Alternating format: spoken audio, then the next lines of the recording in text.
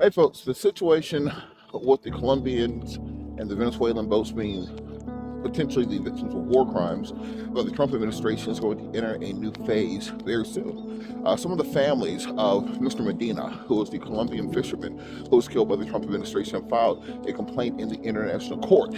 What this will proceed is potential civil litigation on the federal level here in the United States of America on this concept of wrongful death. Remember, the U.S. has sovereign immunity in cases, however, that is waived in cases of neglect or wrongful death.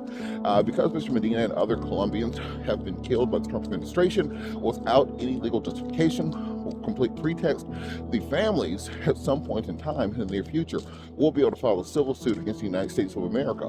Then this civil suit, they can claim, and they will more than likely prevail, that there was no legal justification for those killings. Their families were not military bandits, they were not terrorists, and that will force the U.S. government to have to produce evidence to prove that fact. In the interim, a federal court will be able to issue an injunction to prevent the United States from continuing these targeted killings against Colombians and other individuals. Also, if you get enough families together, you can get what's called class certification, which will allow for almost uncapped damages to be filed against the federal government of the United States of America on behalf of the nearly 100 people who have been murdered by Pete Hegseth in the last several months. So this is separate from the War Crimes Tribunal, which will more likely take place. This is separate from any Senate or House inquiry into the actions of the administration. This will be a strictly civil case.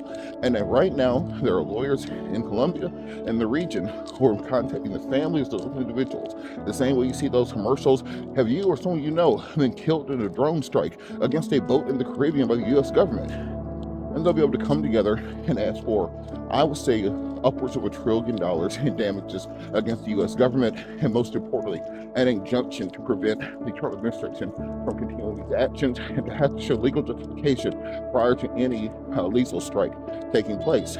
This is why when we have different branches of government, because when the executive branch takes too much power, when the legislative branch refuses to act, the judicial branch also often has to step in to prevent the ending of lives.